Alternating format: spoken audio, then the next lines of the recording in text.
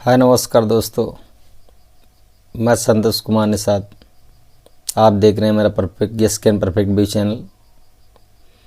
जैसा कि आपने थंबनेल में देखा है कि मेरा लाइट मीटर की रीडिंग बहुत भाग रही है, मैं क्या करूं। ये बात एकदम सत्य है दोस्तों, और ऐसा होता है। मैं आपको बताना चाहूँगा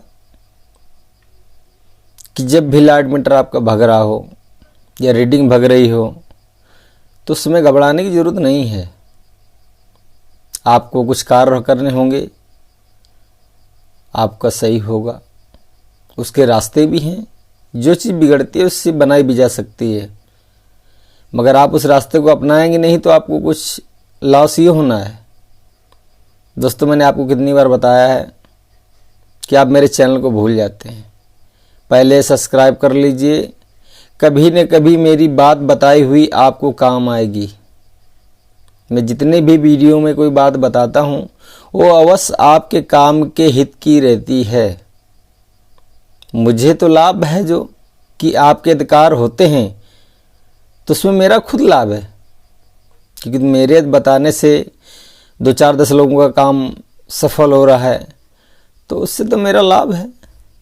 तो दोस्तों, मैंने कितनी बार कहा है कि आप मेरे चैनल को सब्सक्राइब करिए और लाइक करिए, और मेरी सभी वीडियो जो बना रहा हूं मैं उनको गौर से देखिए। यदि आप लाइट कनेक्शन लेके रखे हैं तो अवश्य देखिए, कभी न कभी कोई रीजन ऐसा फंसेगा कि मेरी वीडियो बताई हुई एडवाइस आपको बहुत काम आएगी। और दोस्तों, जो उसी टॉपिक पे बात करेंगे कि जो हमारा मीटर की रीडिंग भाग रही है उसको हम क्या करें, कैसे सुधारें। दोस्तों, पहला नंबर हमें कार्य करना होगा कि यदि हमारी लाइट रीडिंग भाग रही है तो फर्स्ट नंबर तो हमको चेक करना है जो हमारे लाइट मीटर से आउटपुट निकल कर हमारे घर में जाता है। आउटपुट यानी आप समझ ही रहे होंगे, इनपुट होता है जो खंभे से जो हमारी केबल मीटर तक आती है वो इनपुट हो गई, और आउटपुट होती जो मीटर से निकल कर हमारे घर पे जाती है वो आउटपुट हो गई। आउटपुट केबल को हमारे घर के अंदर लगी हुई जो भी जहाँ सप्लाई डोरी है वहाँ तक चेक करना है कि कहीं हमारे दीवार के अंदर जो कटिंग हो गई वो डोरी वो कहीं छू तो नहीं रही है। कभी कभी ऐसा होता है कि जो डोरी कटी हुई रहती है और हमें जानकारी नहीं रहती है, दीवार में छूती रहती है, उससे हमारा मीटर पर लोड पड़ता है और रीडिंग हमारी प्रभावित होती है। उस रीडिंग का भुगतान भी हमें करना पड़ता है। तो फर्स्ट नंबर दोस्तों, आपको अपनी डोरी घर में चेक कर लेना है, कहीं कटी फटी हमारी दीवार में तो नहीं छू रही है। दूसरा, जब आपको इसमें सफलता ना मिले तो दूसरा ऑप्शन और है चेक करने के लिए। यदि आपको लग रहा है मेरा मीटर भाग रहा है अभी भी ठीक नहीं है, तो फर्स्ट अपने सेकंड ऑप्शन में अपना घर का लोड नाप लीजिए। आपको लगा कि हमारी 10 यूनिट 15 यूनिट भाग रही है डेली की, चलो हम चेक कर लेते हैं कैसे भाग रही है, तो उसको मालूम पड़ जाएगा। मेरे घर में 4 लाइटें लगी हैं, LED लाइट लगाया हूँ, 5-5 वाट की है मेरे घर में। मैं 5 वाट का लोड लिख लिया, 20 वाट हो गया मेरे घर में लाइट। और अन्य जो हमारे पंखा कूलर जो भी सिस्टम होगा वो अपने घर के हिसाब से मैनेज करके एक कागज़ में लिख लीजिए कि मेरे घर में इतना इतना उपयोग होता है, मैं इतना उपयोग करता हूँ, मेरा जो लोड है इतना है। और आज की कागज़ लिख लीजिए और आज की मीटर से रीडिंग और उसका लोड लिख लीजिए कितना चल रहा है मेरे पर्सर में, मैं इतना भी उपयोग कर रहा हूँ और ये भाग कितना रहा है हमारा। 2 दिन 3 दिन आप चेक करेंगे तो उसमें आपका लोड जो है आप गिनती कर लेना अपने घर का लोड का जो आप सप्लाई यूज कर रहे हैं, और मीटर की लोडिंग नाप लेना, रीडिंग कितनी चली हमारी, कितना लोड हमारा बना, उससे आपको मालूम पड़ जाएगा, अनुभव मिल जाएगा। यदि इसके बावजूद भी आपको मीटर आप सही नहीं हो रहा है, करेक्ट नहीं हो रहा है, तो ही चेक मीटर के लिए अप्लाई करें। आप कहेंगे चेक मीटर क्या होता है? चेक मीटर होता है यदि हमारा मीटर गड़बड़ हो जाए तो उसके लिए कंपनी ने चेक मीटर अलाउ रखा है। चेक मीटर लगवाने के लिए आपको लमसम 1000 रुपये खर्चा पड़ता है। आपका यदि मीटर घर में लगा है और आप चेक मीटर अप्लाई करिए, यदि आपका ऐसे लोड नहीं मालूम पड़ता तो आप चेक मीटर अप्लाई करिए। जब अप्लाई करिए, करने के बाद आपका चेक मीटर आपके घर के मीटर के साथ में दूसरा मीटर लगेगा, उसको कहते हैं चेक मीटर। एक नया मीटर आएगा वो आपके घर में लगाया जाएगा, उसको चेक मीटर कहते हैं। वो चेक मीटर आपके घर में 3 से 4 महीना लगा रहेगा। जब 3-4 महीने लगने के बाद में आपकी इसकी रीडिंग और इसकी रीडिंग दोनों अधिकारी द्वारा चेक किए जाएंगे कि कौन सी रीडिंग किस में चल रही है। यदि IS जो नया मीटर है उसके सेम टू बराबर चल रही रीडिंग तो आपका मीटर राइट है, गलत नहीं है, आप सही है। और यदि उससे कोई डिफ़ॉल्ट चल रही तो उसमें फिर गलत होगा।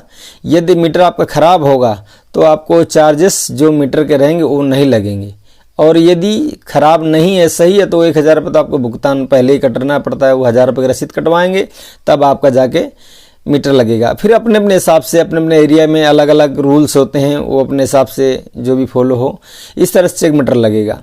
चेक मीटर लगने के बाद आपका सारे रीडिंग का निकाल हो जाएगा। पर दोस्तों याद रखें, फिर भी इसके बावजूद भी आप लोग अपने घर में मीटर भगे कि ना भगे कहीं कट फट डोरी में रखिए मत।